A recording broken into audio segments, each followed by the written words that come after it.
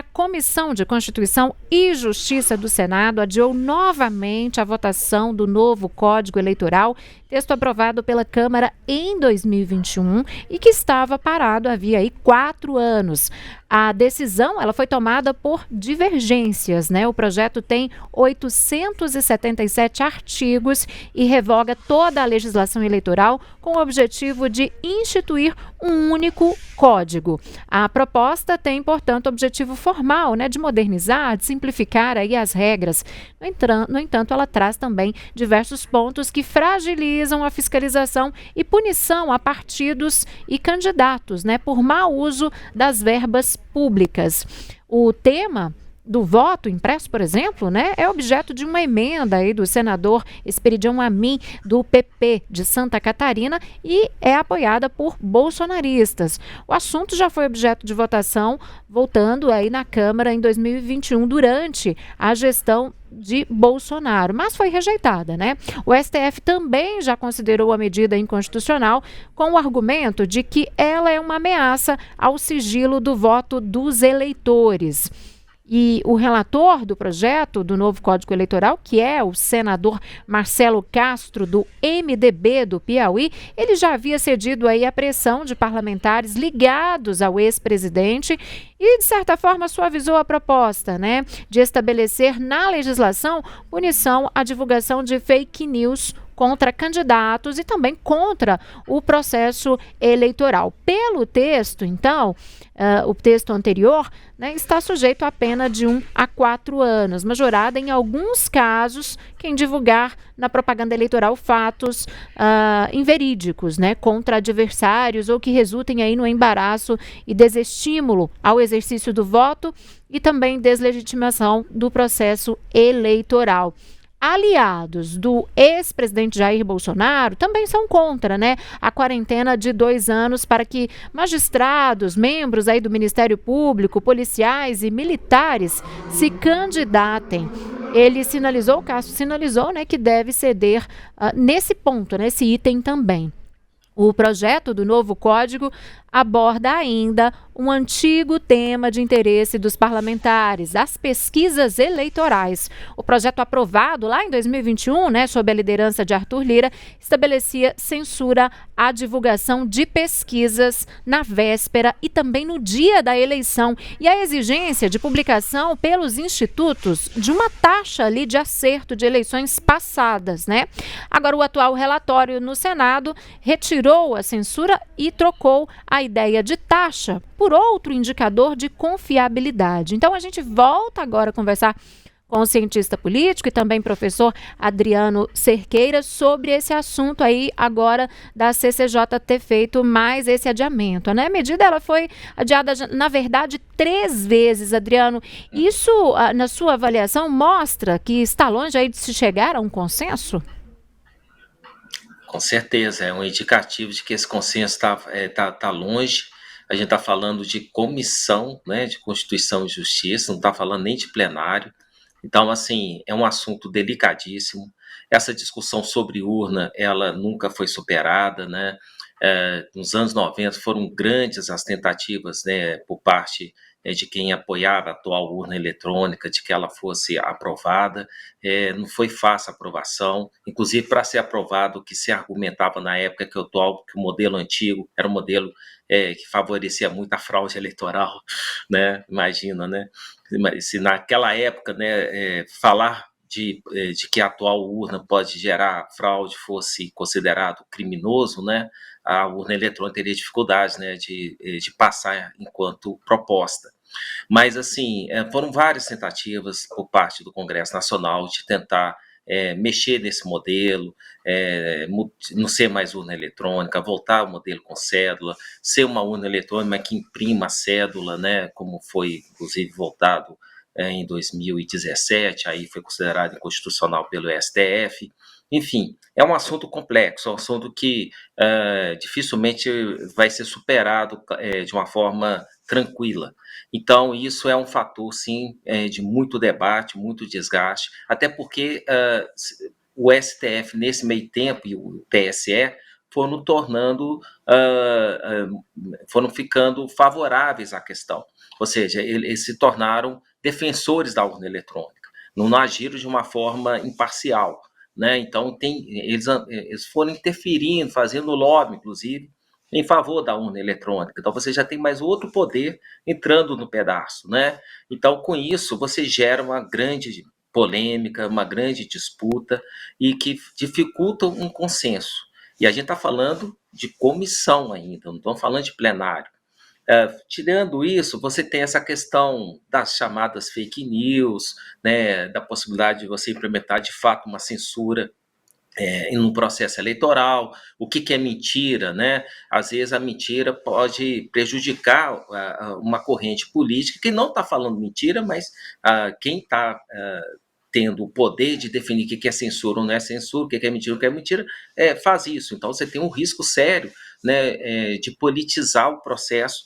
Não existe, né, um jogador neutro, né, nesse sentido. Então, é um assunto extremamente polêmico, e que eu acho que vai ser muito difícil no atual estado político, institucional, que a gente já falou aqui, né, que estão vendo, uma falta de liderança efetiva dentro do Congresso e dentro do Senado, que esse assunto passe de uma forma tranquila. Então, esses adiamentos só mostram isso. É um assunto muito complicado e que a ausência de uma clara liderança tende só a postergar e tornar mais complexo a tentativa de chegar a um consenso. E ainda não chegou na casa, né? Ou seja, no plenário, para a votação. Então, tudo indica que vai ser um processo demorado. A proposta ela prevê o fim da reeleição, né, e o mandato de 5 anos para o presidente da República. E na avaliação do senhor, esses pontos seriam positivos para o atual sistema político brasileiro? Eu acho que pode ser positivo, sim. Eu acho que voltar ao modelo, né, de certo modo, que já aconteceu, né, você tem um mandato de 5 anos e sem reeleição, tendo em vista toda a experiência, né, que a gente teve no processo eleitoral, se não me falha a memória, por favor, eu acho que eu estou quase correto, tá? Em 1989, o Collor foi eleito por um mandato de 5 anos, não havia possibilidade de reeleição. Aí, né, em 94 teve eleição, e quando teve a eleição, só podia ter também nessa forma. Foi durante o primeiro mandato de Fernando Henrique Cardoso que houve a mudança para esse modelo de 4 anos com a possibilidade de uma reeleição. Então, a gente voltar para um mandato um pouco mais ampliado, sem a reeleição, talvez gere um resultado positivo. Né? Agora, vai depender de como a classe política vai ver isso, né? E tem que ver também como que ficaria o estado do próximo presidente que vai ser eleito em 2026. Ele já vai ser eleito nesse novo formato ou vai no atual formato, mas sem poder fazer reeleição? Então, você tem várias indagações, né, assim, dúvidas de como seria feita a implementação desse modelo. Tem também discussão, né, de semipresidencialismo, voto digital, enfim, isso tudo mexe bastante, né? E exatamente no poder da casa, né? Então, eu acho difícil, já que é um governo polêmico, um governo desgastado em termos de opinião pública, se o governo Lula tivesse uma boa popularidade, tivesse uma boa presença institucional no Congresso, ele poderia liderar e coordenar esse processo, mas não está assim.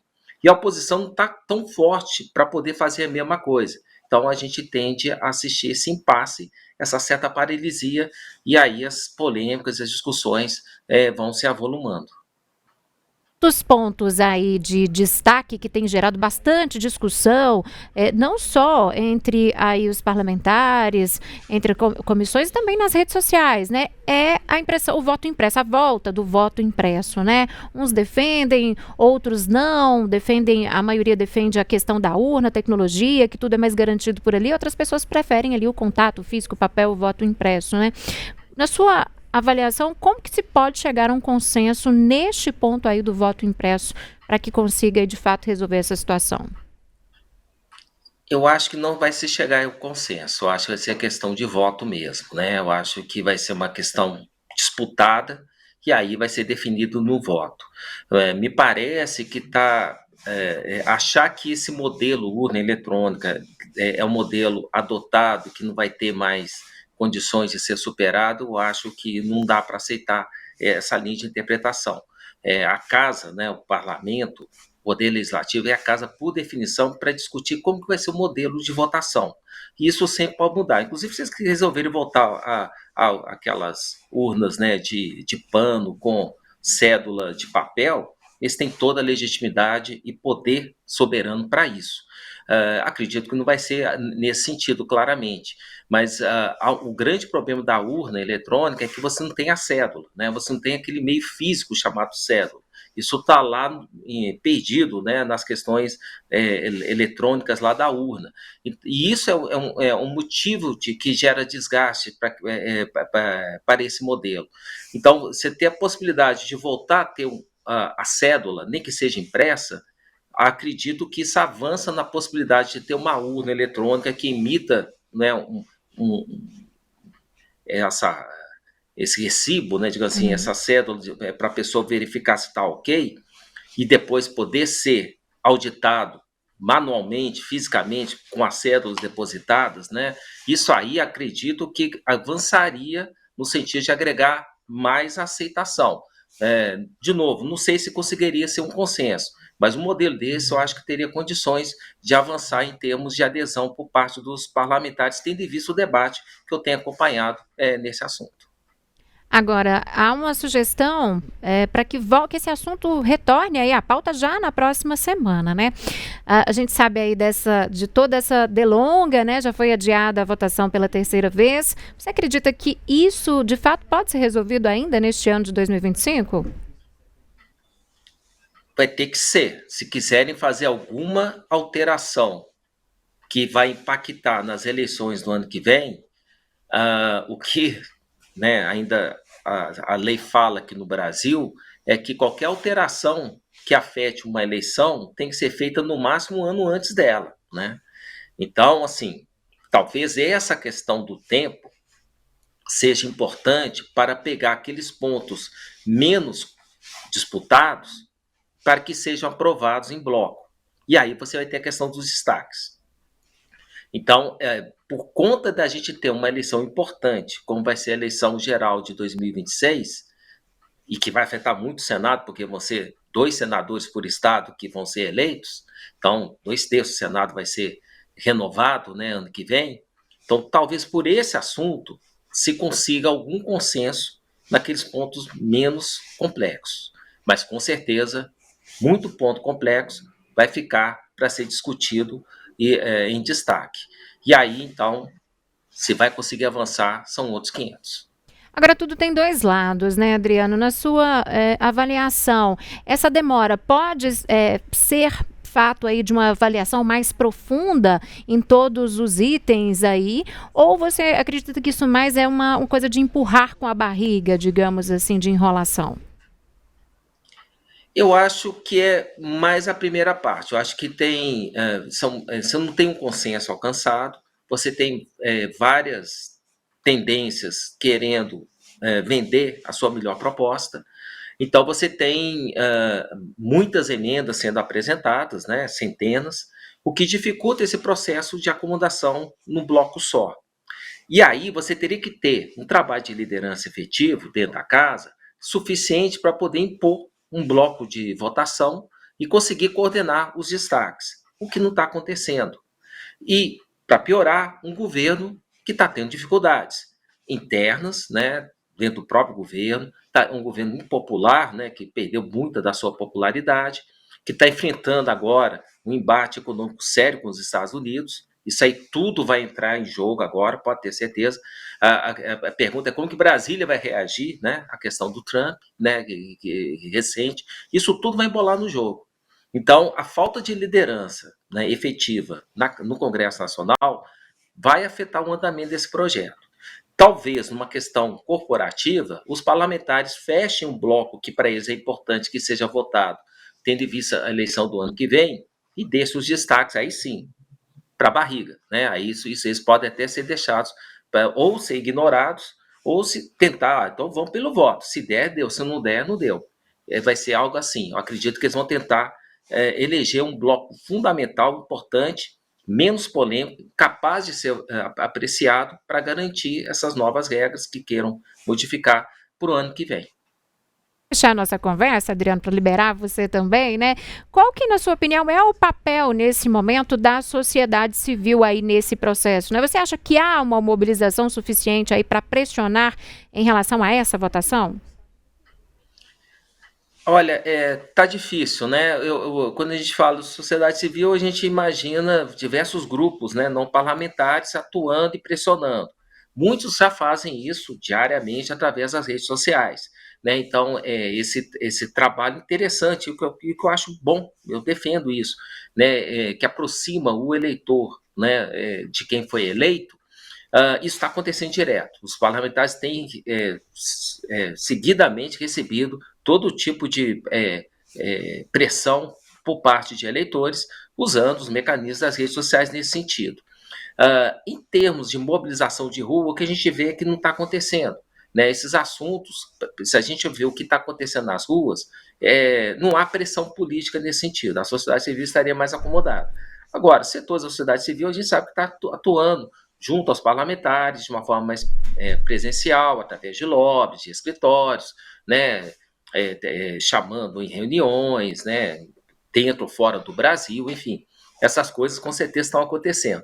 Mas a sociedade civil, através de movimentos de rua e tal, eu não vejo isso acontecendo, não. No máximo, talvez pelas redes sociais. Aí fica uma coisa que a gente não tem muito controle de saber exatamente como que está acontecendo.